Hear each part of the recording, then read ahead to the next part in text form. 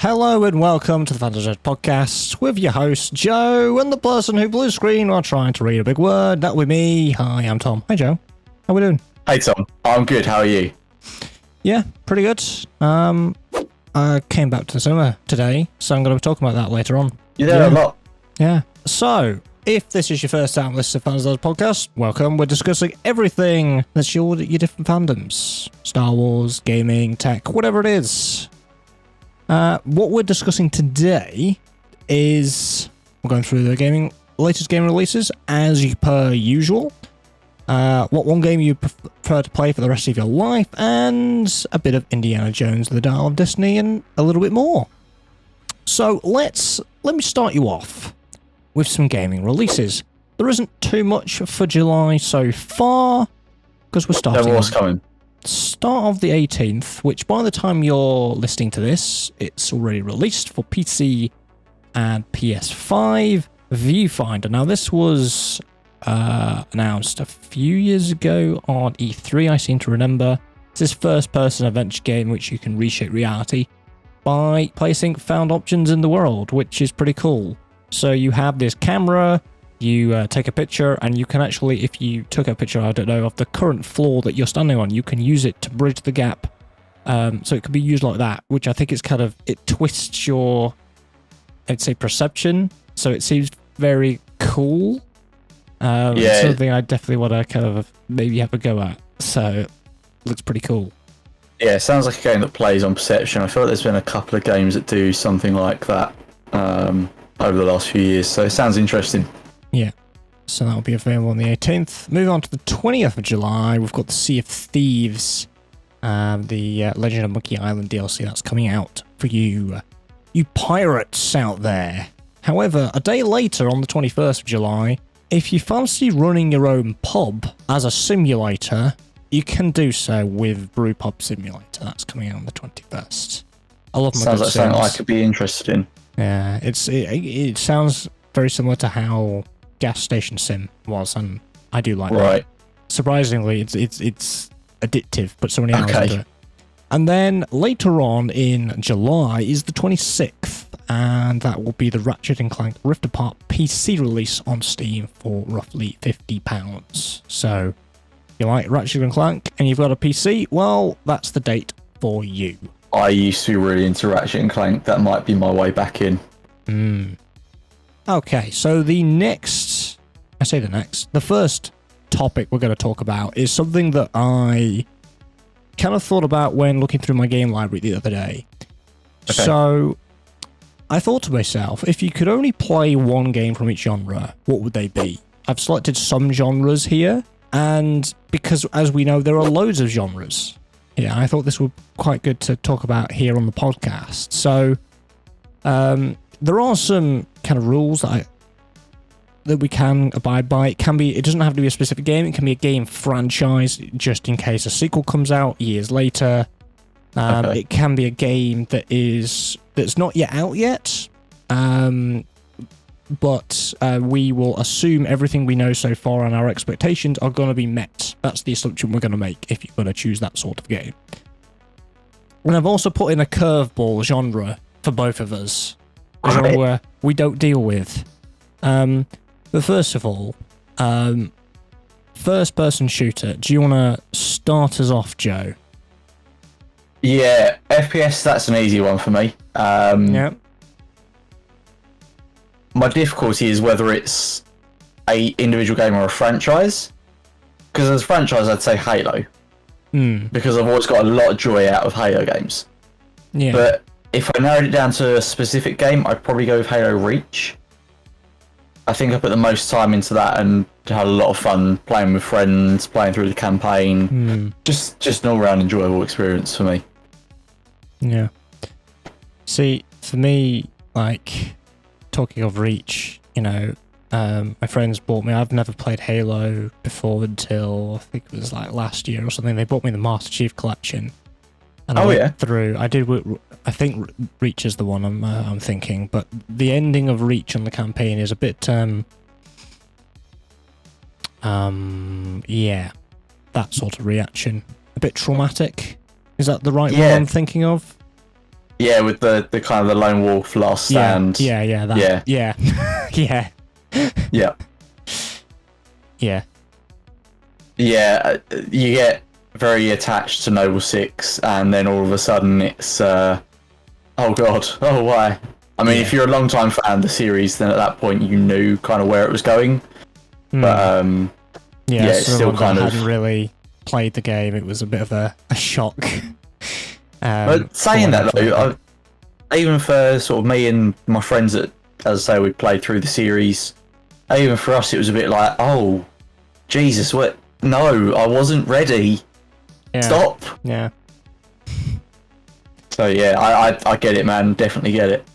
Yeah. FPS for me, I've played quite a few over the years. Obviously, it's the main sort of game that I think me and my friends tend to play. That's why I've probably played a lot more than I would like to. But it would be the Payday franchise. Reason being because Payday 3 is obviously coming out, but also I love Payday 2. In fact, it was the game I was playing just before we started recording this podcast. And I think it's down to the fact that if it was the only FPS game I was allowed to play for the rest of my life, it has so much replayability. There are 83, 84 heists in the game. There's an infamy system, which is the leveling system. So every time you get to a level 100, you can infamy up. But then your level resets down to 0. So you've got to start all over again. And every level you get skill points, which you spend to make a build. And that's also a thing. There are perk decks and there are skills to build your own build, basically, however you want to play. So that's also all that. There are hundreds and hundreds of different guns to use as well, so you can have all these different combinations and stuff, and there are so many different heisters, and all that combination has that huge replayability, and you can bring 3 friends along. So, and if you absolutely want to, you've completed everything, you can reset your account back to 0, nothing, nil again, and start all over, you know, and that's just in Payday 2. You know, we've got Payday 3 coming out in September. So, oh wow, you know, we've got Payday 2 plus Payday 3. I haven't played Payday the Heist before, but there's that as well. So it's just, to me, just thinking about replayability. That is probably the most replayed and most played FPS that I have. So that's going to be my answer for the FPS. I'm a little bit surprised you didn't say Siege. Really? Yeah, I know you used to play that quite a bit. Yeah, I don't like it anymore. Oh, okay, fair enough. I've just got it's way too sweaty. It's way too sweaty. The reason why I have so many hours is to, as you will know, in the British RP scene, it tends to be the game that everybody plays. Once we've done some RP, you go on to everyone that. goes plays a couple hours of Siege, yeah. So that's why I have so many hours. But I'm just nah. That's why I even refuse to play it now. If someone suggests, "Oh, do you want to download go back to Siege?" I'm like, no. I just feel it's way too sweaty. It's way too toxic, and yeah. Yeah, fair enough. Because it is very competitive. So there's that. Shall we move on to the second genre, which is going to be racing? Ooh, okay. What's your racing game that your go-to, Joe? That's more difficult. Because I used to play racing games a lot. I don't as much anymore. Yeah, I don't know. What I play more now is Project Cars. With that, I love the simulation element. I love the career that it goes up through different motorsport series. Yeah. You know, you can start in karting and go all the way up to F1, basically. I kind of love that it covers all those different bases. But yeah, I mean, I used to love the Need for Speed franchise. I've played a bit of Forza Horizon. I enjoy that. God, many years ago I played some Gran Turismo. But yeah, I think if I'm gonna have to choose one, I'm probably gonna go with Project Cars. I think that's my favourite in racing at the moment. Yeah, in fact, it would be my. I used to say that particularly Project Cars 2, was my go-to recommendation for if you want to start into sim racing, because it has that variety. Right. It's more like a sandbox. You've got all these different motorsport disciplines so you might go onto a certain class of car that you might not realise you like, and you'll drive it and you'll be like, actually, I quite like this, and that might put your decision on what sim racing title to then go on to. You know, if you like your open wheel, you might go with F1, the F1 official game. Or if you like your GT3, you might go for Assetto Corsa Competizione, which is obviously the official GT World Challenge game. Or if you like a bit of everything, you'll either stick to it or you'll move all over to Assetto Corsa. But now, Assetto Corsa is kind of the one that I would say is the more sandboxy, because you can't get Project Cars 2 anymore. It's completely delisted, which is a shame. I luckily still have it, which, you know, if you own it, obviously you still have it. So, and Project Cars 3 went away from what everybody loved about Project Cars, unfortunately. But they did promise they were going to bring it back with the next Project Cars. But EA, being EA, have cancelled Project Cars series, which makes me very, very sad because I love Project Cars. So I didn't know that. Yeah. Oh, that sucks. But some of the developers have made a new studio called, I think it's called Maverick Studios, actually. Coincidentally. Oh, right. Yeah.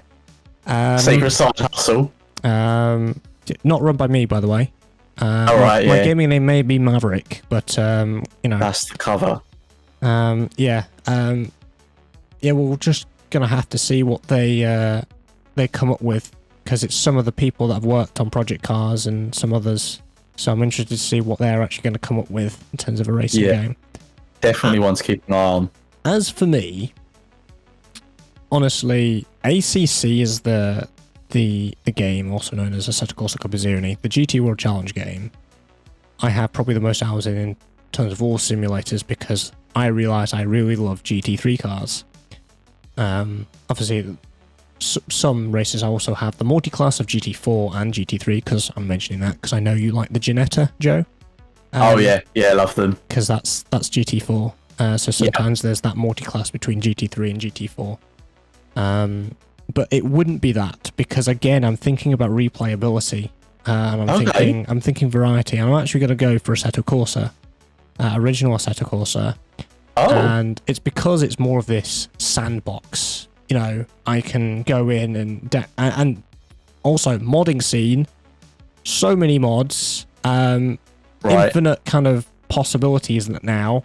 We've got so many tracks, so many cars, all these combinations that I can just play on. So I will never get bored. I will never just be, if I chose ACC, I would have to just stick with one discipline. If I went with Assetto Corsa, you know, it would be that other aspect of I can do whatever I want in it. And there are even maps like I've told you about this before, the Shikoku Revival Project, which is just driving along the Japanese highways. So it doesn't have to be racing. And there are some maps where they are literally designed for cruising, so there might be like country roads or some city or town areas just to drive in. So that driving chill experience that we both love when we stream Eurotruck every week, I wouldn't be missing out. Yeah. Because I can still do that in Assetto Corsa in whatever car I kind of want to, and still have that kind of chill stuff. It's a little bit more difficult to set up servers and stuff, but you'd have to have your port forwarding or basically rent a server. But apart from that, you know, you can also bring your friends along, which is great. And even the graphic mods that you can get with it now make the game look incredible. And I honestly think particularly the force feedback and the physics are superior to a lot of racing games that are coming out now. I would even argue it's a bit better even from ACC. But yeah, and also, I don't think you know about this, Assetto Corsa 2 is coming out next year. I didn't know that. That's interesting. So everybody's excited to see if we can basically get the same sandboxy sort of moddable game that we have now, but just improve on everything. Well, let's hope they don't do a Project Cars 3. Yes. Suddenly go with the arcadey style. Yeah, definitely. Yeah.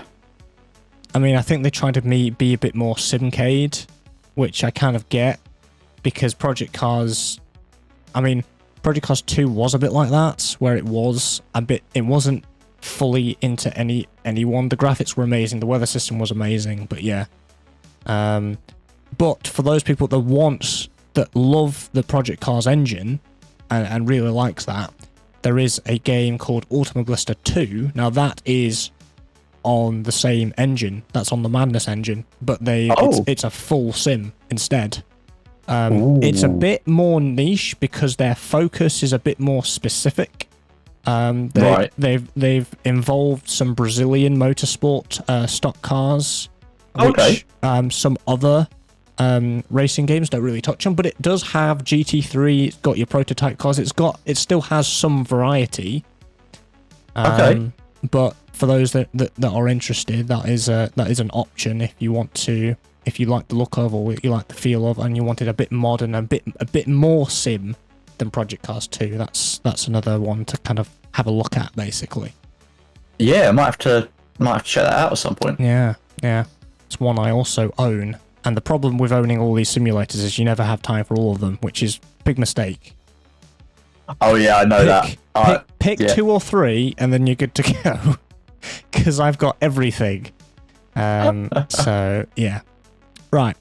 The third genre is simulation. What is your sim? I have a feeling I know what you're going to say, but by all means, surprise me, Joe. You probably do know what I'm going to say. And any long-time fans of my streaming channel will also know what I'm about to say. It has become a staple of my streaming channel, and if you listeners, watchers, if you haven't seen, please do come and join us at some point. Anyone that has been around for a while will know I have Tuesday Night Trucking, where we play Euro Truck Sim 2 or American Truck Simulator. They're both built on the same engine. It's just basically a different skin on top of it. But yeah, these truck simulators have been a staple of my channel for a long time now. For some reason, I mean, I get it. When I first saw the game, I was a bit like, but why? Why would you play that? What's the point? It's just a really chill game. I love it. It's got to be Euro Truck Sim 2. Has to be. There's no competition. Yeah. I thought you'd say that. I had a feeling that would be your sim. What else could it be? Yeah. I mean, I know I've said the same franchise, but technically American Truck Simulator is the same franchise as Euro Truck, so you could get away with I guess. going with both of them. Yeah. Yeah. Made by same developers. As for me, see, I play a lot of Sims, and, you know, there are definitely multi-genred games, so I could be really cheeky here and go for a racing sim. Because it's a simulator. I could be really sneaky and do that. But I'm not. I'm not going to do that. Feels like you're doubling down a little bit, and And I'm actually going to say a game that's in alpha, a game that isn't out yet. Star Citizen is my simulator choice. Gives me a bit of variety, and I love the game to pieces. It has the replayability because no two sessions, that's the word, are the same. Yeah. And you can just muck around and have fun with your friends as well, which is exactly what I did on yesterday's stream, which would be a Saturday stream, because I streamed some Star Citizen yesterday with one of my friends. Bunch of fun. There's a bunch of ships, there's a bunch of jobs what to do, there's salvage, there's bounty hunting, there's delivery jobs, there's cargo. You know, it's just no one way to do anything. So I think, honestly, that replayability is again there for Star Citizen. And it's constantly being updated. Yes, it might not be out yet, but again, we're assuming the expectations are going to be high, and they fix all the optimization and stuff. So yeah, I would be more than happy to play Star Citizen for the rest of my life in the simulation genre. 100%. Yeah, fair enough. The next genre, RPG. I'll be honest with you, Tom. This is more difficult for me. Because I've got two that I can't decide between. Yeah. So one of them you may already have expected, Empire at War. Mm-hmm. The modding scene for that is fantastic and it just gives a lot of replayability, I feel. So that's one of my big choices for RPG. See, I wouldn't have classed that as an RPG, but I suppose it is, isn't it? It's a sub-genre, really. It's one of those multi-genre. I thought that would be more strategy. What am I thinking? You're right, it is a strategy game. I've gone totally the wrong way.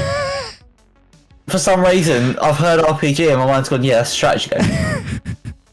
Total brain fart. I suppose you are role-playing the Empire or the you're playing an admiral. Yeah. You're playing an admiral over I suppose the you Navy. could stretch that, but... No, right. We'll rewind that. We'll start again. We'll try a different approach. RPG. There's still two options for me. We'll get there eventually, listeners. Look, Spoiler if you've alert. been around, if you've been around for a while, this is how I usually do my streams and everything as well. If it goes wrong, it's fine. We own it.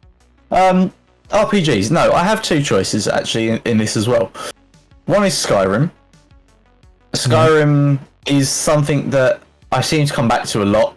I don't know if that's just because I like that fantasy game or genre, I guess, more. But I like that fantasy, and there's nothing else that really kind of fills that niche in the same way that Skyrim does. Yeah.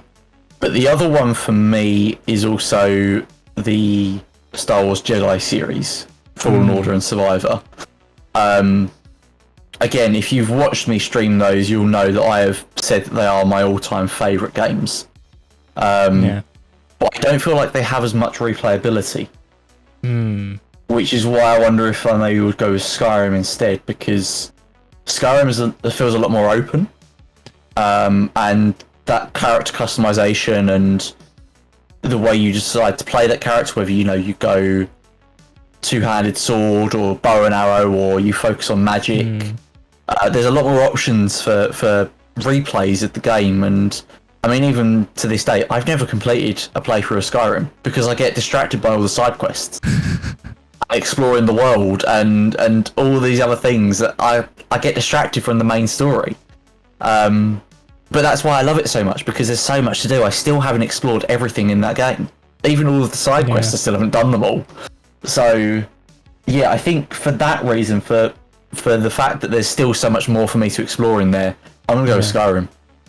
See, I would argue Jedi Survivor is a bit more like that open worldy Skyrim that you're describing, because it has so much more. Because obviously there's the bounty hunter stuff that you've got to go through. There are more side quests and missions and things to find, and you've got the collectibles as well. I'd say it's more over Fallen Order, but I get where you're coming from. So mine, to be honest, I don't play a lot of RPG games, so it was a little bit difficult, to be honest, thinking about this. Because my first thought was Cyberpunk 2077, because I really enjoyed that. It has the replayability because you can choose 3 different paths to start on, and I've only played through it once. In fact, the new DLC with Idris Elba is coming out in September as well. Oh yeah. So there's that as well. So they're still expanding it. Now, I know it had a lot of hate at the start of launch, but it's completely fine now because it's all kind of fixed. So that was my first thing. But then I thought, well, there's an RPG coming out in September 6th, that I quite want to, I think will have the replayability in that kind of length of time. Yeah. Starfield. I know it's another space game, but it's single player. Star Citizen's on its main thing is MMO. Yes, Star Citizen has Squadron 42, but its main thing is always going to be that MMO multiplayer. As for Starfield, it's the single-player RPG with choices and all that kind of thing.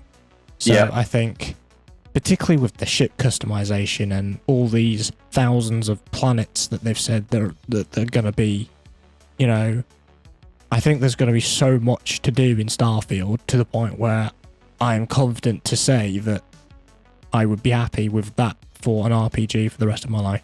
100%. Yeah, it's interesting you mentioned that because it's not out yet. So there's a lot of assumption there. Yeah, but, as I said at the start of this, let's assume everything we know and everything that we expect is going to happen. So, but the supporting argument to that, though, I would say is it's another Bethesda RPG. You know, like the Elder Scrolls series, like the Fallout series. We know that they know how to do world building. We know they add in all that replayability by, you know, character customization, gameplay styles, the side quests, the world building. I'm confident, like you, actually, that will be a good game. Definitely. Yeah, and I've just remembered there's all the skills stuff, so you can make it almost. It's almost a little bit like Payday 2 of having your own build of skills. So you could do another build of skills. And remember, there's the traits, right? Your origin traits. Yep. So you could choose different ones if you did a new playthrough. But even you can totally respec your character in a whole different way. But then it'll change the whole experience. But then I'm thinking, well, it's going to take you a goddamn long time to do your first playthrough, let alone a second playthrough of Starfield by the look of what we know so far. So yeah.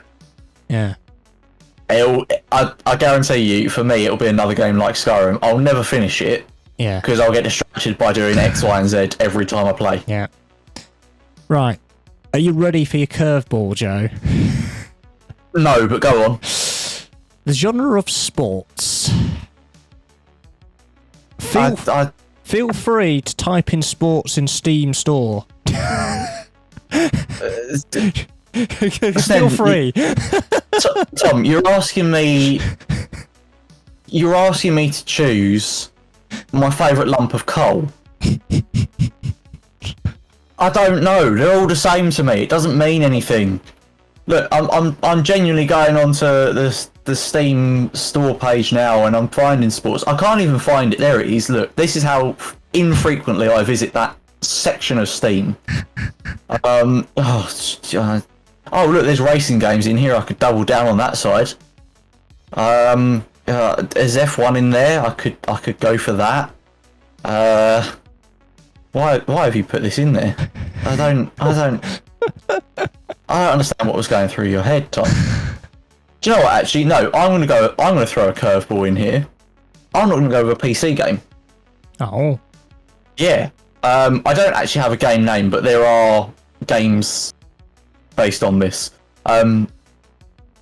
It's a mobile game. Okay. Some kind of snooker pool game. I don't have the name of one, but I know there's plenty of apps out there that have that kind of game. That reminds me when I was... That's what I go with. It's a nice, easy, chill one that I can just play on my phone when I'm out. There was one I used to play years ago. It's called Doodle Pool. Right. It was basically pool, but the aesthetic and the art was all... It looked like it was all doodled. So... Right, okay, yeah. That's pretty cool, yeah. Yeah, that's what I'd have to go with, because I don't play sports games. Get out of here with that. Right, with me, is it a tiny bit easier? I used to play FIFA. Would I say FIFA? No, absolutely not, because I'm off it, really. In fact, it's not even called FIFA anymore. In fact, the announcement for it was the other day, the gameplay stuff and everything. But anyway, I'm actually, well, it's tough, because there are some tennis games out there, and I thought maybe a tennis game, or there's Tennis Manager as well. I've played that as well, so managing a couple of players, so that was a consideration, because I used to actually play tennis a few years ago when I was at high school, but I'm going with another sport that I used to play when I was at high school, which is golf. I would say PGA Tour Series. Okay. Also because Wii Sports Golf. Oh, legendary. Of course. Yeah. But Fair enough. I can't fault that. I would go PGA Tour though, to be fair. So there's that. Because do you know what? Even the new ones that's coming out at the moment, they look pretty fun. I haven't picked any of them up, but they look fun to play. It's one of those where I watch somebody, I think I explained this thing in a previous podcast episode, saying, if I watch something and I want to play it, well, yeah, I don't want to watch you. I want to play it. That's what I get with the PGA Tour ones. But, yeah. Fair enough. Yeah. So that's my sports game, the little curveball that we have. Final genre.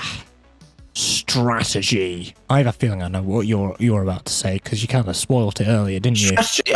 Strategy. Right, so RPG games, yeah. Strategy games. Right, well, I started going into this. I've got two to choose from. So obviously I started explaining the first one, Empire at War. The modding community just gives it that replayability. There's lots of different eras you can go into, and yeah, I mean, you've obviously got different factions you can play. Yeah, that's one of my big strategy games. The other one I'm thinking though is the original Dawn of War games. So I mean, back then it was more as an expansion, but they did it as a separate game for each of the expansions. So you have Dawn of War, Winter Assault, Dark Crusade, and Soulstorm. They're all the same era, I guess. But I absolutely love them. They're Warhammer 40,000 games. There's lots of really good mods out there for Soulstorm now. Yeah.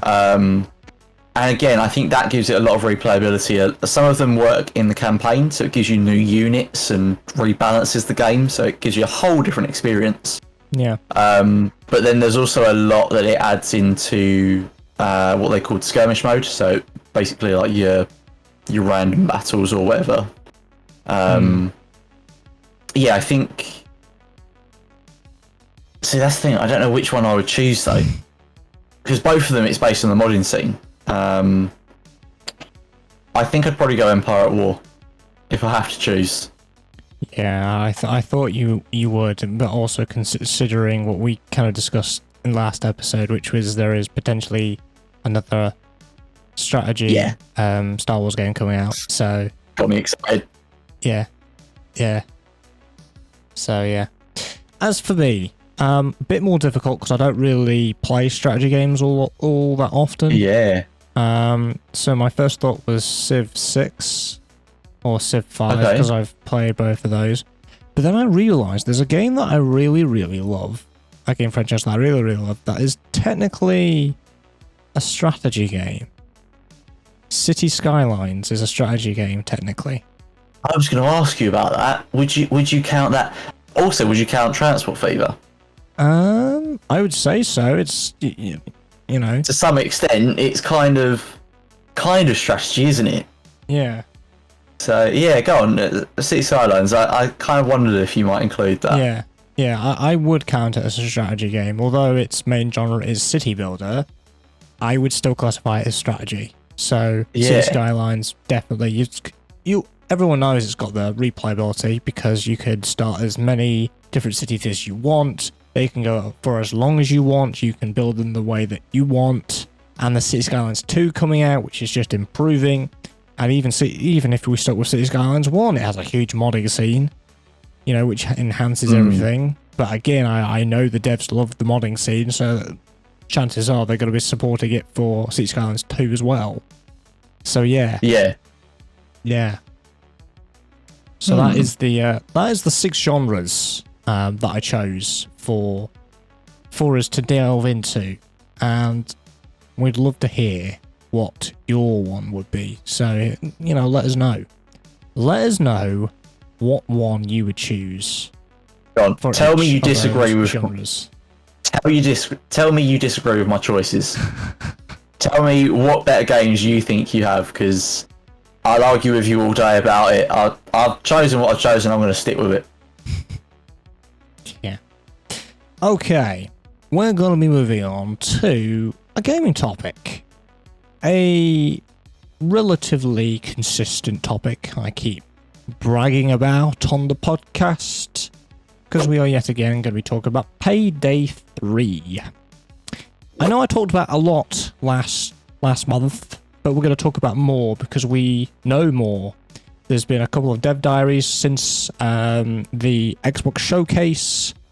There have been content creators gone on to play the game early and tell us all about it. So let's get through this all. Now, I haven't included everything here. I've probably collated a selection of aspects that I thought kind of stood out.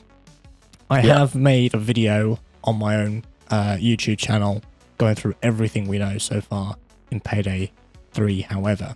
So let's talk about weapons first. So this is a new thing. Each gun has a progression path. So the more you basically use a gun, you'll unlock more options, and that has weapon XP. So it's a bit like COD, a bit like Battlefield 5, where the more you use the gun, you'll get these unlocks, you'll level up the gun, and you'll get these attachments. So I think that just adds more progression. I mean, Payday 2 has the replayability and progression anyway, but at the moment it's just, as long as you have the money, you just buy the gun, you put on the attachments if you have the money. Sometimes if you want to unlock it, you've got this secondary currency, which is called Continental Coins, which you gain by just completing heists. So there's that. Gives you a reason to keep going back and grinding through the guns. And they're also preset weapons. So these are pre-configured with a set of mods with a unique look. So they're a bit better than the base ones. But the great thing about this is when you play with the preset weapons, you're still progressing the base weapon level. So you might not have unlocked a lot, but you might go with the preset version that has mods that is more usable. So you can just go through that. So I think that's quite good in terms of weaponry for Payday 3. It's definitely put it a step above what it is currently now. I think as much as people complain about grinding, we kind of like a little bit of a grind because that sense of achievement as you unlock things. So hopefully it will sort of do more to bring people back to the game more. Yeah. I mean, loads of people still play the game. Don't get me wrong. Oh yeah. Loads of people still do. You know, I've gone back to it. It's a bunch of fun. And sometimes frustrating, but it's just the case of we just laugh at it, really. Oh yeah, we failed at stealth. Oh, we'll just restart. Oh, we failed stealth for the 10th time. Maybe we might just try going loud once we screw up, right? But yeah, it is good. It's good. It's a bunch of fun, and I think it's going to be a bunch of fun when Payday 3 comes out. Now, in terms of skills, I've kind of briefly mentioned how skills work in Payday 2. Perk decks are gone. So the perk decks that we had that give you extra things and abilities, things like dodge and stuff, which is the percentage chance of you missing bullets, basically dodging bullets. So a bit like Neo from the Matrix, basically. Right. That sort of thing. There are a whole range of perk decks. They are basically gone. In terms of skills, there's going to be over 100 skills in the game, and there's going to be a maximum of 21 for any build. That's what we know so far. They might change that. We don't know. If you're max level at the moment, Payday 2, you get a maximum of 120 skill points to spend. So that's interesting that they've completely reduced it down. And you can only spend the skill once it's been researched. That's something new for Payday. We haven't had to research them. As long as we have the points, we can spend them. So we need to research them. This also reminds me of Starfield a bit, because that had the researching the skill points. Yeah. Because I think we said when we mentioned Starfield for the first time, I feel that this is like Payday, but you have the researching. But now we know that they're also doing that as well. So that's kind of good. Skills are also split into trees again, which is standard for anything, really. And I think what the really interesting thing about this new kind of skill system revamp is once you have the base skill, you can grab any skill in the tree, which is different because at the moment you need to spend a set number of points in tier 1 to unlock it at a higher tier. There's 4 or 5 sets. Within those sets, there are 4 skill trees. There are 4 tiers. So you need to spend a set number of points to get to tier 2 or 3 or 4, which means you have to go from the bottom all the way top to the top. And some of these skills you might not actually need. So I think this is good where you can now grab any skill you want and you can really customize your build of whatever playstyle that may be. You might be more focused for loud heists or more stealthy. You know, could be either. So I think that's a huge improvement. Now let's move on to objectives and gadgets. The one thing that devs have said is they want to have less waiting objectives and for it to be more interactive. In Payday 2, drilling is a standard and is very, very common. And usually you're waiting around for the drill to finish whatever it's drilling, whether it's a vault, whether it's a door you can't get through. You know, there's a lot of waiting around. Is it one of those push and hold a button, or you set it up and then just watch it? You set it up and then you have to wait for the drill because it's got a countdown. And sometimes the drill will break, so you've got to go to it and repair it. And sometimes if you're going loud, the cops will actually, if they get to the drill, they will stop it. So then you have to then restart the drill. Then it will continue the countdown. Obviously, there are skills to reduce the timers and all that kind of stuff that you can get, but even still, it's a lot of waiting around and doing that. So one of the classic heists that they added to Payday 2, which was in the Payday the Heist, which was the classic bank heist, which used thermite to burn through the floor to get to the vault, basically. And so they're kind of adding that kind of aspect. I think that there's going to be more flexibility in terms of how you approach a heist. You know, you can use a drill, but there might be other means for entry options, which I think is better than this kind of waiting around, and everything's more interactive. They have more interactive objectives. So yeah. And we also have some new tools like a mobile scanner, UV light. Now that's more specific for art gallery heists that they showed. The art gallery heist that we have at the moment is just simply there are paintings that are marked with a red sticker. Those are the ones that we are to sell. So you just sneak in, you grab them, and then we get out. But this time we have to verify if they're not fake, they're legit. All that kind of stuff. So there's now this, as I said, the mobile scanner, the UV light for things that are artifacts. And talking of, art gallery, we've got some other things that are a bit more Mission Impossible like. Which is cool, because in the art gallery we've got all these lasers now, and there's the floor is touch sensitive and all this kind of stuff, so you've got to really be careful, and you've got to shut off all the switches to deactivate these, and so you've kind of got to be a bit more hard what's the word I'm looking for, parkour, I would say. So yeah, but definitely a bit more Mission Impossible wise, so that's going to be kind of looking forward to that's really enhanced the art gallery heist. Talking of sneaking around, stealth. Stealth to allow flexibility. There's a bit of choice in it. You can go partly stealth and then go loud, or you could just go full loud or full stealth, however you want. But what I like is, even if stealth goes wrong, which happens a lot in Payday, because there are so many things that you just can't count on. There's a bit of RNG in there with it. So some things you just cannot control. For example, the Belleville Bank, the big bank heist in Payday 2. You've got to go into the server room to then get a passcode key for a computer. You've got to hack one computer at a time. It can either be upstairs or downstairs, and this is all RNG based. It's not figuring out what computer it is. It is based on a little noise that it comes out the computer. But again, especially if you're soloing it, you'll have to go through each one until you get there. It's a bit too RNG for people's liking. So not gonna lie, if that was me trying to work that out, I'd probably run around the place 3 times before I worked out which computer it was I was supposed to go to. Oh yeah, because when you go access the server room computer, what it will do is it will actually beep at the computer, and sometimes the server room's on the other side of the bank. So you can hear it faintly, but you don't know if it's the officers upstairs or downstairs. So soloing that is probably one of the hardest heists in Payday to pull off, basically. So I'm hoping there is going to be a bit less. But also, when stealth goes wrong and you go loud, we always have this automatic thing of restarting, because if you spec into a stealth build, you're basically useless when you're loud, because you'll end up getting downed a lot, and basically when you run out of downs, you go into custody, and you can do nothing about it unless your teammates swap you for a hostage, for example. So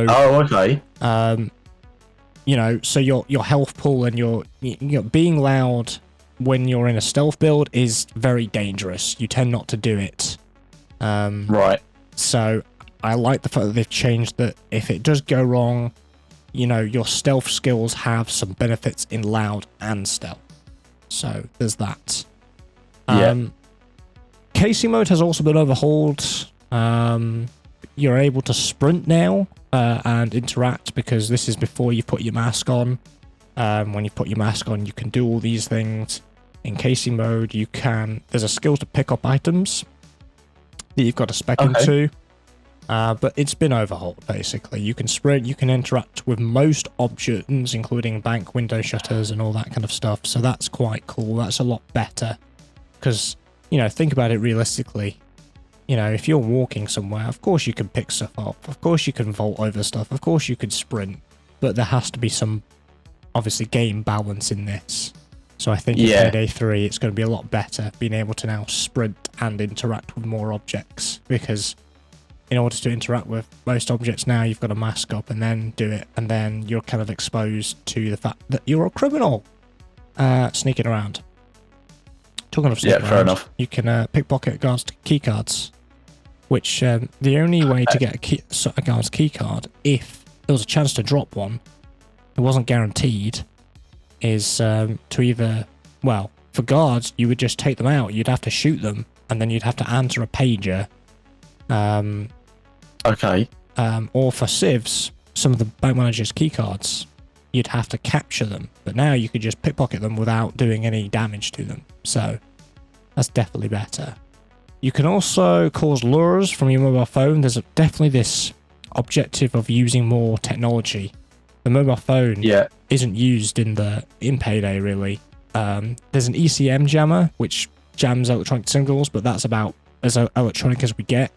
So there's more use of your mobile phone being able to lure guards off path to either subdue them or to distract them for a flank. I think that's quite good. Enhances that stealth. There's also now silent takedowns and pager answering simultaneously.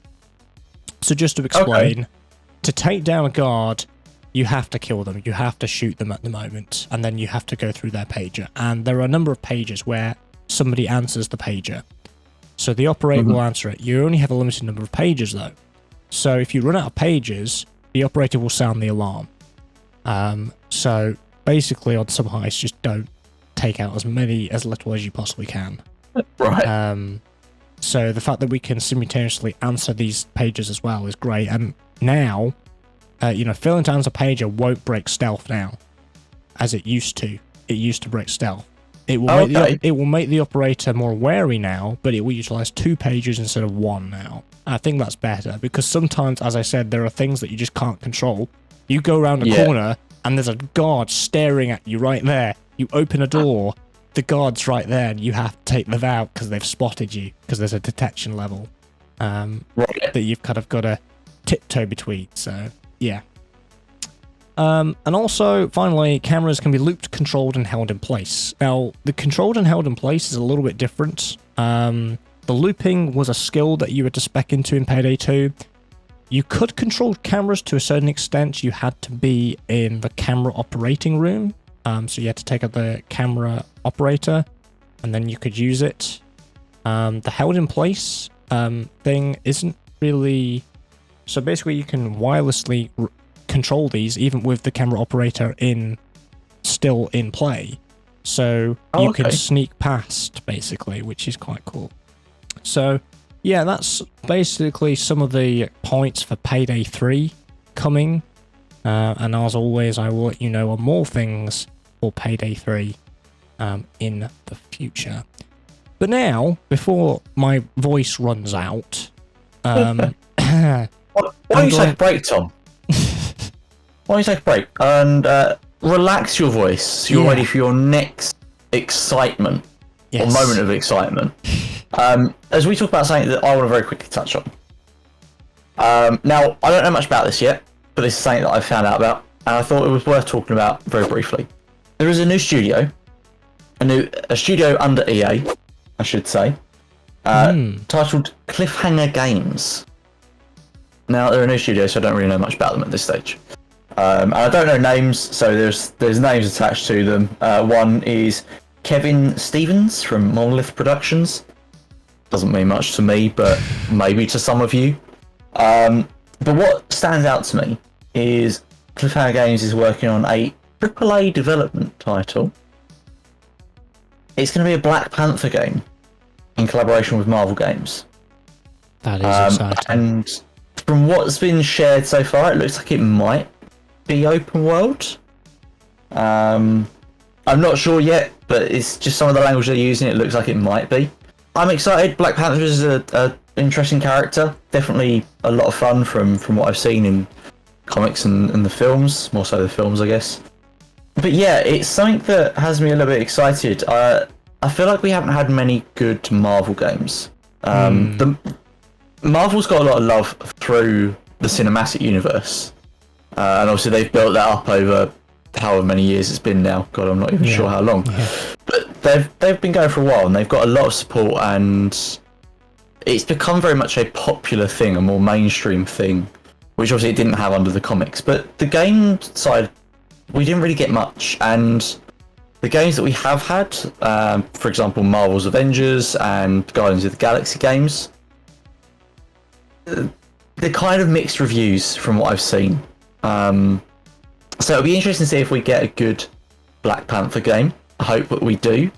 I'd like to see more Marvel games because, again, like I say, it feels like a market that's kind of underutilized, underappreciated. Yeah. So yeah, it'd be nice to see more from sort of the Marvel verse in gaming. I don't know if you know about this. There is a Wolverine game it's coming as well, story based as well. So I didn't know that. Yeah. Can't remember what that's for. Was that for PlayStation? Was that PlayStation exclusive, if I seem to remember correctly? Or was it Xbox? I can't remember. I think it's exclusive for one of the two. So, yeah, that's coming at some point. I would assume it will be a PlayStation exclusive. I think it was. Like Spider-Man. Because Spider-Man was PlayStation exclusive, wasn't it? Yeah. It's recently come to PC. Collaboration with PlayStation and Marvel games, yes. Because it's been made by Insomniac. I imagine that's because Sony still owns the rights to the character. Yeah. Because obviously they had the movie rights. I assume the game rights came with that as well. Yeah. But okay, yeah, that would be interesting to see. Spider-Man was really good. Actually, I forgot about that. That's reminded me. The Spider-Man games on PlayStation were fantastic. So yeah, hopefully Wolverine is really good. There's a new Spider-Man game coming as well. I don't know when that's coming out actually. Yes, Spider-Man 2. Yeah. I recently finished it early in the year because I grabbed it. The remastered, I think it is now. So I got the PC version. Yeah. I've got it on PS5. I got it at PS5, PS4 rather. There's a number. I still haven't got around to finishing it. To be fair, I haven't played my PlayStation for a while. I picked it up secondhand a while back, but yeah, haven't got around to finishing that. That'd be nice. At the moment, it's a glorified paperweight on my desk. Yeah, I know how you feel. Yeah, mine's pretty much the same. But yeah, like I say, it'll be interesting to see how all of these Marvel games come out. I have more hope for the Wolverine one because of how Spider-Man went down. Yeah. Spider-Man 2 again. They've done Spider-Man and Spider-Man Miles Morales, so I'm kind of confident that will go well. But yeah, it'll be interesting to see how Black Panther comes out. It's a new studio. Yeah. Hopefully, I mean, hopefully it does well for them, because then that will establish them as a more trustworthy name, I guess. Yeah. Definitely. But yeah, it'd be interesting to see how that develops, and definitely if we hear more, we'll definitely try and bring it up in future podcasts as well. And with the announcement, I replied to their announcement tweet on Twitter. Oh yeah. And I said, if the story doesn't end in a cliffhanger, I'm going to be very disappointed. Right. You want a cliffhanger? I want a cliffhanger because they're called cliffhanger games. For God's sake. Part of the brand. Okay. That's just poor, mate. That's a poor joke. You should be ashamed. You should go and take a long, hard look at yourself in the mirror, because that was terrible. Yes. I'm so ashamed. Anyway, moving on to not so much of a disappointing. Cities Skylines 2. Again, a game I've covered a little bit here on the podcast. Since the showcase, since the lovely gameplay trailer, we've had a couple of feature highlights. So they're basically doing these, I think, roughly once a week at the moment. So Okay. they're specifically telling us some new information about a specific feature. And the ones that I missed, because I only covered, I covered the Xbox Showcase and 1 or 2 feature highlights last time. The first one was highlighting on traffic AI feature, which is completely different. It used to be just traveling A to B in the shortest possible way, no matter what. But now they've completely made the AI really smart. So they call it what's called pathfinding. Okay. As I said, the old system was the shortest route on only distance. Now, this new system on pathfinding is to do with costs, which is how they decide where to go and how to get there. The path with the lowest cost is the one that they choose. And each person decides this differently based on who they are and what they do. So first of all, availability. So the convenience and cost of parking will also influence these decisions. So parking lots are a bigger thing. They weren't really a thing in Cities Skylines 1, and now they're going to be more of a thing in this decision making. So there's 4 things. The first one's going to be time, which is the quickest route. The second one is going to be comfort, so a smooth drive. Continuously moving, basically, less intersections, all that kind of stuff as much as they possibly can. Third one, money. So even fuel costs, parking and public transport costs, all that kind of thing contributes to their going from A to B. And the last one is behavior. How likely people are going to go engage in risky maneuvers on the road, so things like U-turns, speeding, and all that kind of stuff. All those contribute to them going from A to B. So we will be seeing some naughty people doing illegal U-turns and lane hopping and all this kind of stuff because they want to be there as fast as possible. A bit like real life. So people will do that. So why not in a game?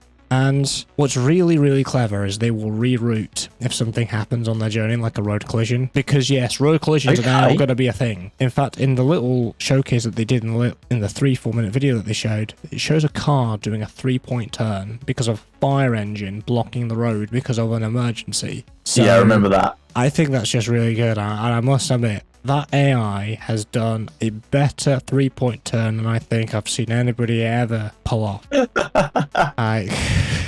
was a good 3-point turn. People are impressed by it. So, yeah. So there's that. And talking of collisions, these drivers obviously can crash while they're driving. And this is to do with real-world contributions. Wet roads, extreme weather, the time of day, they can increase that risk, basically. But also, more importantly, poor road conditions can affect driver behavior. So you have to send out vehicle maintenance to fix them. And this is new. We haven't had to have vehicle maintenance before, because as soon as you place down a road, it's in perfect condition forever, for the entire city duration. But now, obviously, they degrade. I'm assuming the more that it's driven, the more it's going to get degraded. I'm assuming. I mean, an assumption there. Yeah. So there's that. And we also have a real-time traffic overlay user interface, which is cool because we have one right now, but it wasn't as real-time. You'd have to speed up time for it to kind of update. But now that this happens in real time, Right. This means if you change I would say a junction or intersection, you can actually see its effect, see how traffic flows through your city. And I think that's really, really cool. So 2 things off the back of that.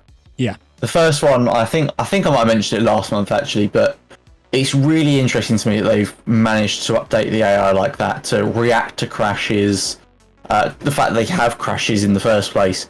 For a city builder game, this is, as far as I'm aware, unheard of. Yeah, definitely. This is totally new, and to me, it's mind-boggling that they've managed to make the AI react or act rather in such a human way. You know that they will have crashes, that they will then react to it. That, you know, doing a 3-point turn even. Yeah. It's so alien to me. I mean, I'm not that versed on city builders, but like I say, it seems like such a new thing for what I'm aware of anyway. It's just mind-blowing. That's so cool. The second thing though that came to mind when you was explaining that, especially with how they route and the pathing, is I wonder how much for players that's going to mess you guys up on your road planning. Because at least to some extent, subconsciously, you're probably set in a way of, this is how I have to build my roads to deal with traffic management. Yeah. And it's going to be really interesting to me to see you build a city like that and then go, none of this works. They hate it. Yeah. They're all backing up over here now. Why are they doing that? They never would have done that before. This doesn't make any sense. Because actually they're looking at it and going, well, that doesn't work because I need this and that's the cost and it's going to be really interesting seeing people try and get their heads around that because it's going to be a totally different ball game. Plus, I guess, sort of tying into that, if money is part of how they determine their route, like you said about the fuel involved, the parking, the transport costs, changing your roads, how is that going to change how they look at, how they look at their route? Whereas before it was, I need to make this road bigger so I can get more traffic through it. Yeah. Is that actually going to incur more of a cost for them in the end as well? Or alternatively, it was just put another route to that kind of area. Yeah. Is actually a different road going to actually be more cost effective for them? How they're going to determine that, that's really interesting to me. I'd love to see how that works. I'm sure you'll probably end up streaming it at some point. Oh yeah. I will definitely be trying to tune into that because it's little intricacies like that really interest me. See, for you all you saying about the planning, it just makes me think how fuel stations and parking is actually going to work, because I don't know if they're going to be automatically added as you build roads. Oh yeah. Are we, the city builder, going to have to manually place these in strategic places? Plan that around your city. Plan it. I would really love it if they didn't cut corners here and we had to place fuel stations and parking separately. I really hope we get to do that. So that's just giving me another thought. You don't put down any fuel stations, you just end up with some kind of wasteland of abandoned cars everywhere. I can imagine looking like a post-apocalyptic city. I can imagine some people just spamming fuel stations on an entire road. Just this is fuel station road, and this is parking lot road. I love it. Yeah, it's going to be so interesting to see what people play around with that. That's really cool. Yeah.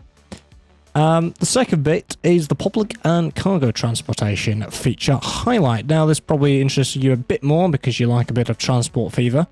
I do.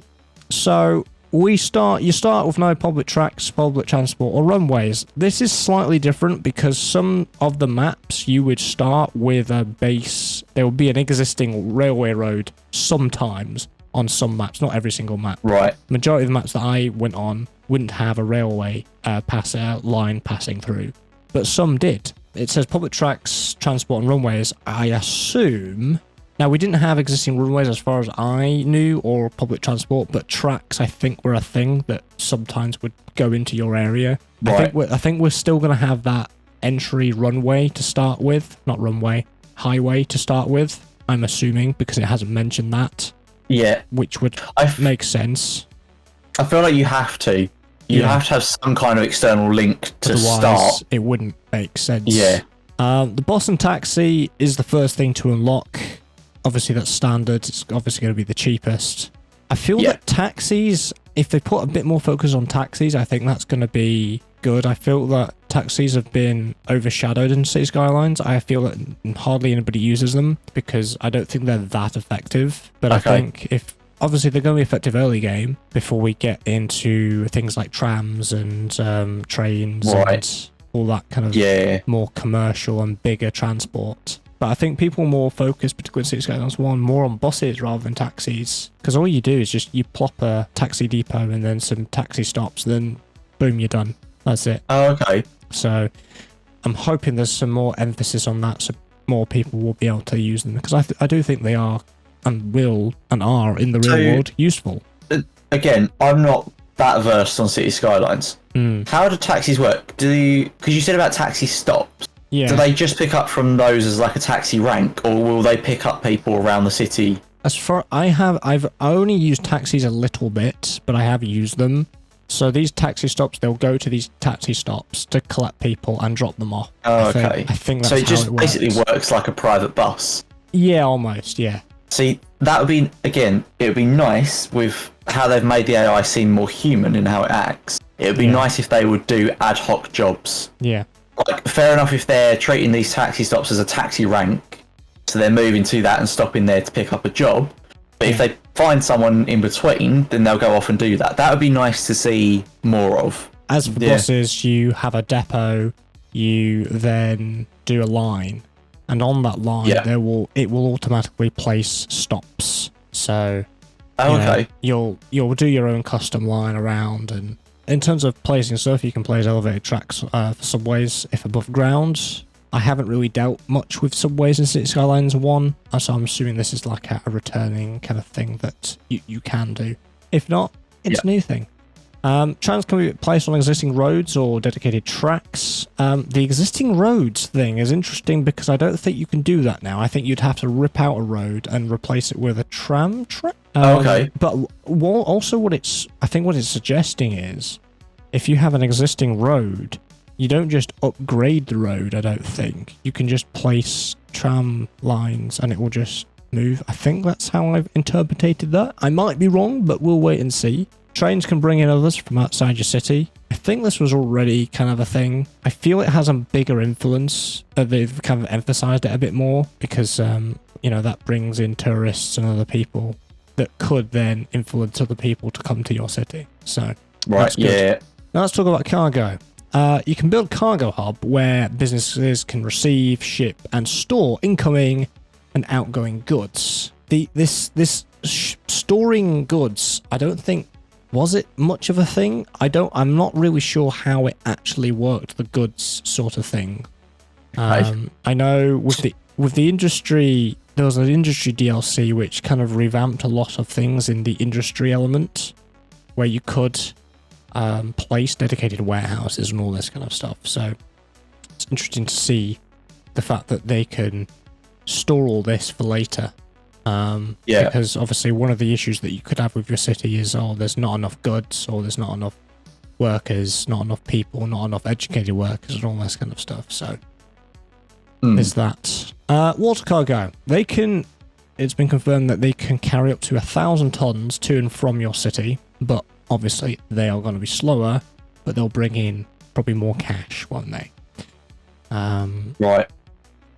But there's to and from your city. I'm not sure if that's new. Again, the water elements I've not really dealt with because majority of my cities have a very quite small water river going through, but not something big enough to have cargo in or big ships in. From all the maps that I've had a go on anyway. So it's going to be interesting to see. What's also interesting, you can trade with other cities. This is new. Very, very new. So this reminds me of the system of the very limited time I spent in Stellaris, where you can sell different commodities to different other places. So Right. I'm assuming you can sell things like, I don't know, oil to another city, or you can buy oil, or you can buy in goods Right. and all this kind of stuff. Now, some things that you plop down in City Skylines was they would it would mention in the description saying, oh yeah, we would automatically, if this isn't available, we will basically import it from another city. So I think some things were like that. So I think they might enhance it where we get to choose what we trade in and trade out, maybe. Well, that might come into your cargo hub. You can set there what you want to buy in, Yeah. and then obviously then you can distribute that out to your various industries that need it. But yeah. Talking of cargo hubs, cargo harbors double, just like in real life, as cargo storage. So that makes sense. Yeah, makes sense. Obviously, it's a bigger area and all that, store all that cargo. We've got a bit of a new UI element, the transportation overview. Can be viewed through basically category and public transports separately, as well as transport types. So it really thins down, does that kind of UI menu of it gives you a good breakdown of what's happening with each type of transportation. And the new thing is tickets priced per line. That's interesting. I think, unless I'm remembering this wrong, it used to just be overall kind of price that you could put up and down. I don't remember doing it per line. It might be possible with a mod, but I don't think stock base vanilla City Skylines was able to do that. Yeah. I have a feeling. So Must admit, that's something that even Transport Fever doesn't offer. Oh, really? But then I think Transport Fever is more focused on building the actual infrastructure. Yeah. And kind of the empire in that sense, whereas this is more the city management, isn't it? Yeah. So, yeah. Yeah. Yeah, interesting. It's funny, all these probably smaller aspects, I think, oh, I've not really delved into that with Cities Skylines, or I've not really thought about it, or not really noticed. So it's quite interesting, actually, identifying the things that I notice or not notice. Right. Zones and signature buildings was the next one, and the final one so far. So we get to see the city create a map selection screen for the first time. And I can tell you what we see. We see the city name with a name randomizer. Name randomizer is quite good for somebody like me who struggles to come up with creative names. Press the button half a dozen times and that'll do. Yeah. So that's cool, because I never ever know. At the moment, it gives you a default name. In order to randomize it more, you'd have to deselect the map and reselect it for it to do it. But now there's a randomizer. That's kind of useful for me. There's a theme you can select Euro, so European or American. There's a tick box for left-hand traffic, as expected, as we would need. Tick box for natural disasters, unlock all, unlimited money. This is all relatively standard of what we know. Natural disasters, I'm not sure about. I can't actually remember. And there's also tutorial options as well, begin or disable tutorials. So the UI just look really refreshed, and we get to see all that. It also, when you click on a map, it tells you the theme of the map, the climate, the latitude, the buildable area and percentage, the outside connections it has, and all the natural resources that you can have in that map. Talking of themes, you can mix Euro and US theme buildings. So you can have, let's say you chose a European styled city overall, but you could select a zone that you could mix US buildings in. So if you wanted a US neighborhood, you could 100% do that if you want to mix and match, or if you want to go for one or the other, you can absolutely do that. That's quite cool, though. Now, I think when I went into a big deep dive into Cities Skylines in another podcast, I mentioned there were lots of different types of residential that we've never actually seen before, because at the moment there's like 3. In fact, no, there's 2. There's low density and high density. So let me go through all 6 of them. So there's low density housing, there's high density housing, there's medium density row housing, there's medium density apartment buildings, there's mixed housing, which is residential on top of a commercial shop, which is quite realistic to real life. And then there's low rent housing. So all those types of housing to deal with when planning your city. It feels like it gives you more control over how you want a specific area to look. Because obviously before we had dedicated commercial areas, or you'd splash some commercial areas within your residential areas. But now you can have a bit of a mix with that mixed housing type. A bit of a 2-in-1, because obviously some people in real life will live above the shop that they own. Also, when you're, at least from my limited experience, when you're building a city, you start with your small homes as you start building your initial city, but as it grows, they tend to turn into skyscrapers or, a block of flats or whatever it ends up being. Yeah. Whereas now it feels like, as you said, you've got, low rent housing. Yeah. Well, you're basically restricting it to those smaller, or it sounds like you're restricting it to those smaller buildings. Whereas then you can specifically put in your high density, which I'm imagining is going to be your high-rise apartment buildings, things like that. Yeah. It feels like you have more control over how it's going to look.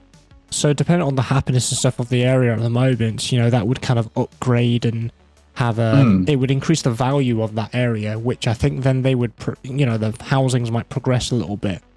And I think that might be a thing in Cities Skylines 2, because in Cities Skylines 1, low density housing was just your regular small houses, and they stayed small houses basically. Unless you they would only change if you change the zoning to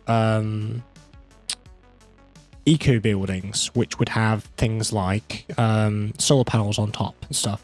That's the only really time that they would change. I think they might change now, because high density were more, they would, from the get-go, would build apartment buildings. And if you mix them together, both those zones together, it wouldn't look right, because you've got these small, tiny houses, regular sized houses, with these apartment buildings next to them. So if they do progress like that, that'll be good. Commercial. So again, there's going to be dedicated commercial where they get to sell locally produced and imported goods, and they're used where citizens and tourists, they eat, they go to the cinema, they visit clubs, all that kind of stuff. Those are sort of the examples that they kind of gave. I feel like commercial at the moment, I haven't really zoomed in too much to look what sort of things pop up, but I feel that clubs and cinemas and stuff like that don't tend to appear in commercial areas. I might be wrong, but I feel it's more shops that tend to appear than those sort of other things, like Ep.3s or the cinema, or these other social aspects. So I think that's a good improvement. In terms of industrial, there are going to be factories, workshops, and warehouses, which will obviously store goods for distribution or to export. Obviously, dedicated warehouses that you plopped yourself, they were in the Industries DLC in Cities Skylines 1. So it wasn't exactly a wall straight away or anything like that, so you've got more control. Office zones, so you've now got small low density and high density towers. So you can have your small office zones that looked like, how do I describe this? Basically not skyscrapers and big tall buildings. Normal sort of offices that you normally see in maybe a town or something. We didn't have this in Cities Skylines 1. There was just offices, and they would just build these big that's what the offices, the big office buildings is what you see on a silhouette of a city. They are the they are the tallest buildings of the office buildings. So you put those in to get that classic silhouette. Basically. And Cities Skylines 1, That's all they did. They went straight up to there, so they are huge. They are really tall. So now we have a mix, which is what it was missing. It was missing these kind of... I thought, a few weeks ago, I thought, you know what? Yeah, we need some small, low-density offices as well as the big ones, because not everyone is a big kind of city like that. Yeah. So I think that's good. Next, manually, we saw this. They didn't really touch on this. You can manually draw farmland now, so you can get it to curve. Oh, okay. Instead of being in like a dedicated squared zone, you can actually get it to curve and stuff. So that looked really cool. The last thing that they mentioned was signature buildings. And these are unique buildings of each zone type that you can unlock as your city expands. They are free to build and plop anywhere. They elevate the neighborhood in unique ways, and they can bring in citywide benefits. And it suggests that you can place them carefully in each district as they play hand in hand with each other. So I'm thinking there might be some synergy with these signature buildings that we're going to be getting. So that's quite cool. I wonder what types of things that would be, though. Like, if they're going to work with each other in some way, but what kind of buildings are you going to place? Because they're going to be different between different zones, but... Oh, that's weird. Yeah, I'm interested to see more on that, definitely. Yeah. And that is Cities Skylines 2. Now, I'm going to be talking about some films quite briefly at the moment. Right. Over the last couple of weeks, I've been to the cinema. I mentioned at the start of the podcast, I went to the cinema. A couple of weeks ago, I went to see Indiana Jones and the Dial of Destiny. Today, I went to see Mission Impossible Dead Reckoning Part 1. I'm not going to spoil it, don't you worry. I just wanted to mention that I've seen it, and do you know what? They're quite good. They're very good. Yeah? Would you go see them again? Yes, absolutely.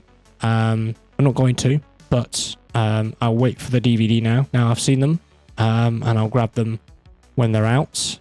A glowing review from the Fandoms Edge podcast.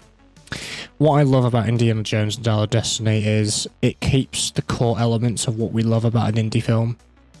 Right, okay. So we even have the inclusion, it's not really a spoiler, it's just an element that's used in every single film. You know, they use the map graphic of them travelling from place to place. The red dot. Oh, yeah. Yeah. That makes a little return. And I'm like, oh That's my god. cool. Yeah. There are so many nods to the old indie films as well. I'm thinking, oh yeah, I get that. Yeah. Obviously you'll have to go and watch it yourself to kind of see about all the kind of nods and stuff, but I think it's a really good send-off for Harrison Ford and Indiana Jones. So really, really good end. We actually get to know what happens to Mott as well, who is his son from Crystal Skull. So there's that reference in there as well. It's not a spoiler because I've seen it as an article online, so I thought I'd just mention it here. And just kind of mention that. Mission Impossible. My God, does Tom Cruise know how to make a film? Oh, yeah? It was very good today. Very good. Okay. Obviously, it's part 1. We didn't get to see the ending because now I have to wait for the second part to arrive, but a very good part 1. It's got everything that Mission Impossible has. It has the slight kind of indications of a little bit of humour sprinkled in. It's got the action scenes, the explosions, and everything you would expect from Tom Cruise, the crazy, crazy stunts. Because obviously we see the crazy train scene in full. Oh, yeah. Which was filmed here in the UK, in Yorkshire. And it's and obviously the bike scene, which we've seen from the trailer of him launching himself off a cliff. Oh yeah. Yeah, so we get to see that in full as well. It's funny when you see a full film and you look at the trailer and think, oh, I get that now. I get that moment. I see what they've done. Yeah, that's what happens. Okay. All I'm going to say though, Tom, is you did get your cliffhanger. Yes. We've got cliffhanger. That's my terrible joke of the day done. Yeah. It wasn't a cliffhanger, but yeah, there was a cliffhanger. Kind of. We just don't know what happens next. Oh, that's a cliffhanger. Good little. Yeah. Yeah. It just didn't end on that specific clip piece, but yeah. Close enough, right? Yeah. Yeah. And you know, by the time people are watching this podcast, it's gonna be a month till Ahsoka, isn't it? Oh, I'm buzzing. Because you wanted to talk about Ahsoka, so let's talk about Ahsoka. In fact, I'll tell you some behind the scenes things. When we were prepping this podcast, right, we were just going to briefly mention Ahsoka, but then Star Wars decided, here's a trailer. We got a new trailer the other day, didn't we? Wasn't it like the day after we done our planning session? And then I messaged you. I messaged you, be like, Joe, stop everything you're doing. You need to watch this now. In our planning session, we was like, maybe we should talk about Ahsoka. It's about a month until it comes out, and we're excited. Yeah. The next day, the trailer drops, and we're both in each other's DMs like, it's happening. Oh, mate, I am so excited. We got new footage in the trailer. I can't wait. I cannot wait. I'm going to do a rewatch of Rebels because Dave Filoni has come out and said that it is basically Rebels Season 5. He can't call it that, but it basically is. He's just carried it on. Have you seen the Scooby-Doo meme where they're uncovering... it's the ghost character from the classic Scooby-Doo that we're used to watching, and it's reveals just says, it's actually Rebels Season 5. Yeah. I've not seen that, but it is. Dave himself has said it. Dave is the god of Rebels and everything that comes out of that, and Clone Wars as well, I guess. But yeah, I'm so glad. I mean, the footage we've seen in the trailer. Look, I'm lost for words. Listeners and watchers, I am lost for words. It is blowing my mind. The footage that we're getting looks amazing. We're finally getting live action Thrawn, which excites me. The fan theories that are coming out about Sabine. Yeah. Oh, I am buzzing. I don't think I've been this excited for something for a long time. So yeah, I cannot wait. It's a month, but it's a month too long. Yeah, I must admit, I'm a massive simp for Sabine, and I'm even more of a simp now after that trailer. Oh yeah? Yeah. I cannot wait. It's just gonna be so good. It's gonna be great. I mean, we've talked about this before, whether it was on the stream or the podcast, I'm not sure, but Dave and John, actually for that matter, Jon Favreau as well, have done a fantastic job with the Mandoverse so far. And although this is technically Rebels Season 5, it's a continuation of the Mandoverse. Yeah. Everything that they have done has been golden. Everything they touch turns to gold. So I'm confident in the fact that it's going to be fantastic. And there are all these rumours about, Mr. Morrison's returning as Rex, and we're like, is he coming back? Is he there? Honestly, you can't. Watchers, you can see my face. Tom can't see my face right now. If you could. I'm like a kid in a candy shop. I can't wait. I'm so excited. The excitement has reached 11. Yeah. In the next month, it's going to go to 11,000. That's where I'm going to be. I'm going to need to be in a darkened room when I watch the first 2 episodes because it's a dual episode release. 2 episodes. Oh, yes. I'm going to have to be in a darkened room so I can immediately lay down and just try and decompress from all the emotions that I'm going to feel. Oh, amazing. And we got some new info today saying that they've confirmed the name of the Inquisitor. It's going to be called Maverick. Ooh. So, is that a name we've heard before? I don't think it is. No, I think this is just going to be a new Inquisitor. Because we know there's loads of them. So let's just bring in another one. Yeah. Why not? Yeah. Yeah, I'm excited. This will be good. Our last thing to talk about is a piece of gaming. Now, on the 12th of July, it was announced by Nacon. Nacon? I think it's Nacon. The French publisher who've done things like the WRC games and stuff like that with KT Racing. KT Racing, you may recognize that for some of you racing game fans. Test Drive Unlimited Solar Crown. This has been a game that has been delayed again, but I take it in the positive note. Have you played a Test Drive Unlimited game, Joe? I don't think I have, but the name rings a bell. Yeah, it's more of a it is a racing game, but it's also a driving game as well. Okay. So it has more RPG elements. I've never played a Test Drive Unlimited game. I always want to, and I can't get a copy, unfortunately, because nobody sells them. And yeah, I'm very sad that I can't play it, particularly at Test Drive Unlimited 2. So in the old one, from what I hear people saying, you can have your own garage, your own apartment, okay, and all this kind of stuff. So it is more of a driving game. Yes, it has races and all this kind of stuff, but it has that more driving and real life sort of experience. Yeah. So they did a 30-minute presentation on Wednesday, the 12th of July, and basically this was the first time we got gameplay. We got gameplay for the first time, and I'm excited to a point. This is alpha, and everybody is hating on it because they're comparing an alpha game to Forza Horizon 5, which is like out and has beautiful graphics and all this kind of stuff, because there was some stuttering. The graphics weren't fully top-notch, which is probably the last thing. Honestly, mechanically, it looks sound. The sounds as well are incredible. Now, what you have is two clans. You've got Sharps versus the Streets, and you choose one. They have a rivalry. There's like this leaderboard that you go versus each other.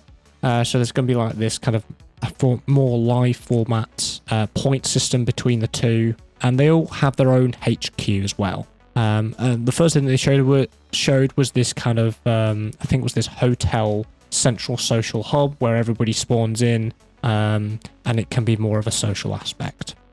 Okay. So yeah, we had some alpha gameplay. There are areas that you can actually physically walk around in, the HQ, the hotels, all this kind of stuff. So it is a bit more than just a racing game. It is more like a driving game and a bit more interactive. We could see immediately we could group with other players in a sort of party element. So that was good. Another thing that kind of stood out was the wheel menu. So you can control different aspects of the car. So you could control the headlights, the windows, the roof, the radio. So you can change all that with like a wheel, one of those, like those communication wheel that you kind of get up UI elements. Yeah. Do you know what? It sounded more like a simulator than that's kind of what they're going for. And what they've confirmed as well is, you know, in all these arcade racer games, you can take a Bugatti off-road and it doesn't really do anything. Yeah. Well, that's going to change, because when you off-road in a Bugatti now, they've not shown footage, but I assume it will really hinder the car this time, because obviously these guys have made a WRC game, so the Rally Series game, so their off-roading is going to be top-notch, really good. So obviously this is on Hong Kong Island, if for those people that don't know. So this is this big island. It's got this mixture of a bunch of city areas and this off-roading kind of areas and all this kind of stuff. It's got this really long, they say it's the longest tunnel in any video game ever. And when the car goes into it, it sounds incredible. Oh. And the sounds, I must admit, the sounds they've really got. Now, bear in mind, this is a AA publisher with a AA studio. This isn't AAA. This isn't a AAA publisher or developer. So they don't have as much money or resources as Playground Games does for Forza Horizon, for example, or The Crew or whatever. Yeah. So there's that. But I'm quite excited what it's going to be going to become. I don't know why people are complaining, because it's alpha footage and all that kind of stuff. You're comparing it with a game that's out, that's very successful.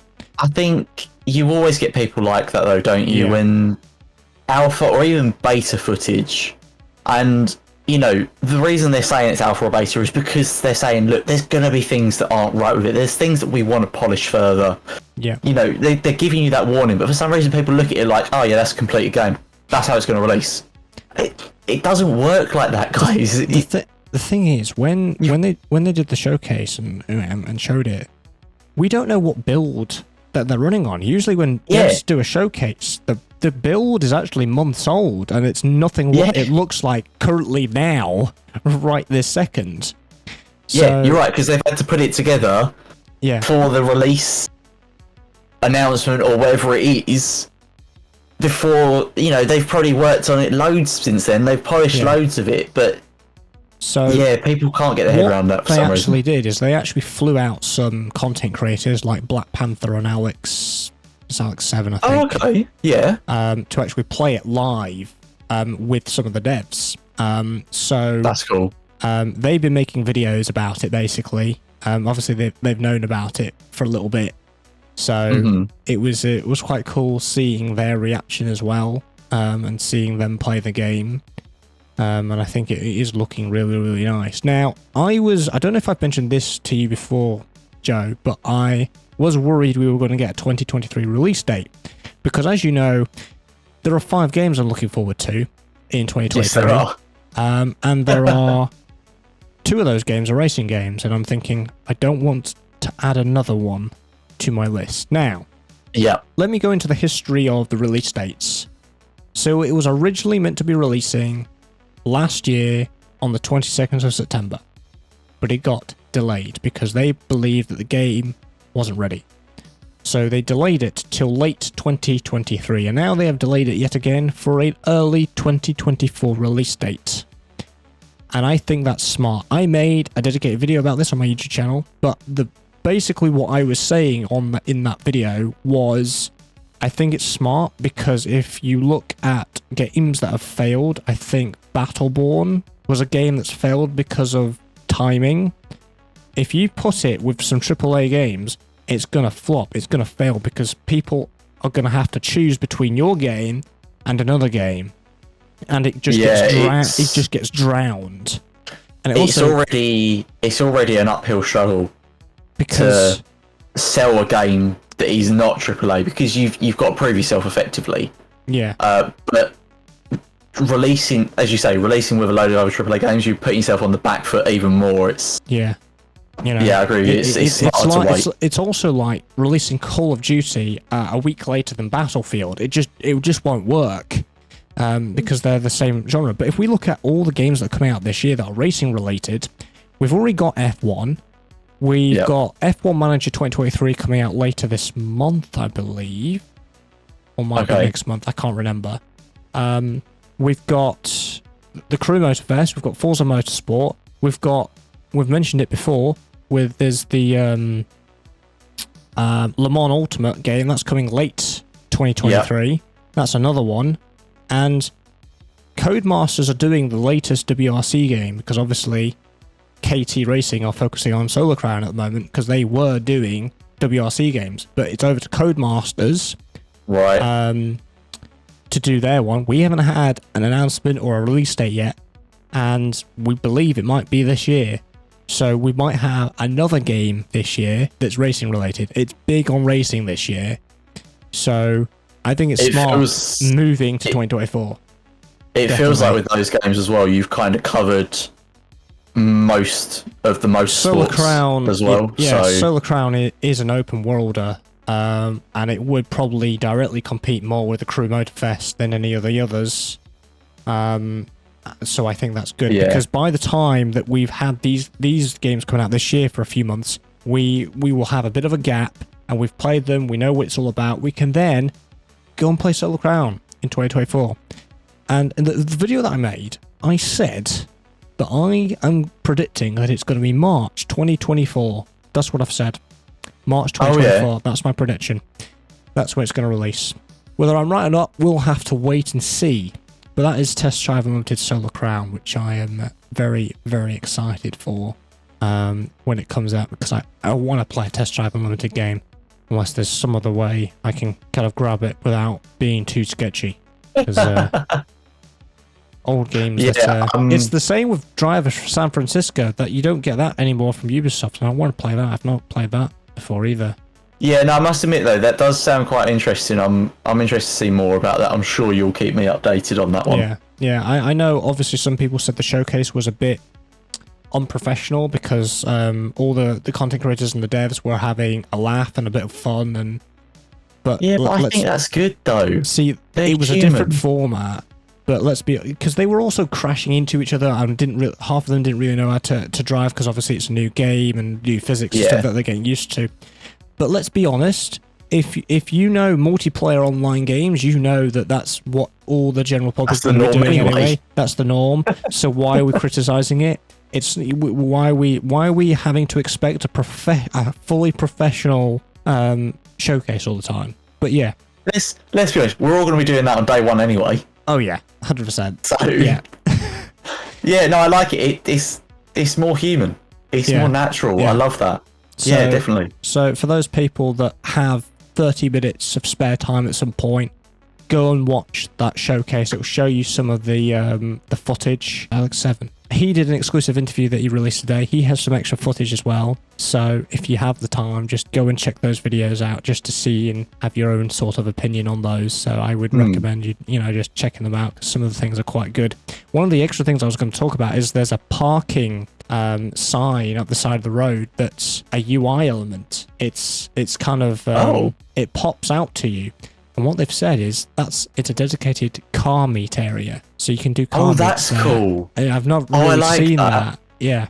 Oh, and also one more thing that's just reminded me. Up to 8 players can do this. When you're customizing a car, 7 other people can be in there customizing, and you can watch somebody customize their car. Oh, that's cool. That's never been done ever before in a racing game. It's adding to the community aspect. I like that. Yeah, because it is more social, because before you have to go into a garage like Forza, you disappear from view, you do your own customization, you come out, boom, there's your customization. But now you get to watch people actually customize their cars, which is very, very cool. So that's cool. Yeah, I love the idea of being able to jump in together, chat about all the changes you're making, and I mean, certainly with my friends, you'd be taking the mickey out of each other and go, oh, what are you putting that on for? Forget about that.